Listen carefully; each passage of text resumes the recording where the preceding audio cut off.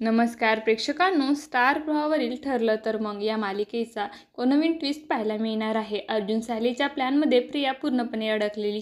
तर इकडे प्रिया खूपच घाबरलेली असते की काही झालं तर यांना कळायला नको की मी खरी तन्वी नाही आहे, आणि जर का त्यांना कळालं की सायलीच खरी तन्वी आहे तर मला सुद्धा कायमचं जेलमध्ये जावं लागेल।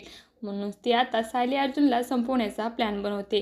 ती दुसऱ्या दिवशी सकाळी थेट जेलमध्ये पोहोचते। पुन्हा एकदा नागराज, प्रिया आणि मैफल सोबत मैत्री करत त्यांना म्हणते की एका आठवड्यात मी तुम्हाला इथून बाहेर काढेल, पण त्या बदल्यात तुम्ही माझं एक काम करायचं, अर्जुन सायलीला कायमचं संपवायचं। तर जेलमधून बाहेर येऊन मैफल आता अर्जुन सायलीला गाडीचा अपघात करतो। तर टीव्हीवर न्यूज येते की अर्जुन सायलीचा मृत्यू झालाय, पण मात्र मृत्यूला हरवून सायली आणि अर्जुन पुन्हा घरी येतात।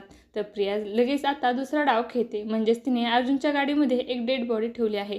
तर अर्जुनच्या घरात त्यांच्या गाडीमध्ये डेड बॉडी सापडल्यामुळे पोलीस त्यांना खुनाच्या आरोपात जेलमध्ये टाकतात। तर सायली पूर्णपणे एकटी पडलेली असते, कारण अर्जुन जेलमध्ये असतो। सायली म्हणते की अर्जुन सर जरी बाहेर नसले तरी मी एकटी तुला पुरेशी आहे। प्रिया ठरवते की आता या सायलीचा कायमचा बंदोबस्त करावाच लागेल।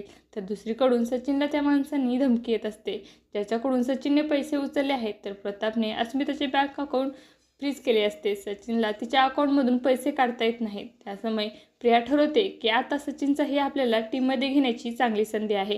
सचिन स्पष्टपणे प्रियाला म्हणतो की मी सुद्धा तुझ्याच लेवलचा आहे, माझ्याशी गेम खेळायचा नाही। तर इकडे आता प्रिया म्हणते की तू सायली आणि त्या प्रतापला कायमचं संपवून टाक, म्हणजे या प्रतापची फार्मसी कंपनी पूर्णपणे तुझ्या ताब्यात येईल। कारण अर्जुन आता कायमचं जेलमध्ये गेलाय आणि या सगळ्यामध्ये अश्विन अडकलाय, आणि जर प्रताप नसला तर त्यांची कंपनी आणि सगळ्याच वारसदार तूच होशील।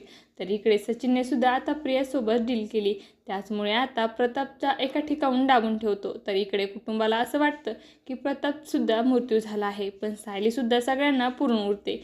सचिनच्या ताब्यातून ती प्रतापला सोडवते आणि घरी आणते, तेव्हा वकील बनून अर्जुनला कोर्टात निर्दोषपणे मुक्त करते। असं काही आपल्याला या भागात पाहायला मिळणार आहे। तुम्हाला जर आपला व्हिडिओ आवडला असेल तर चॅनलला लाईक, शेअर आणि सबस्क्राईब करायला विसरू नका। धन्यवाद।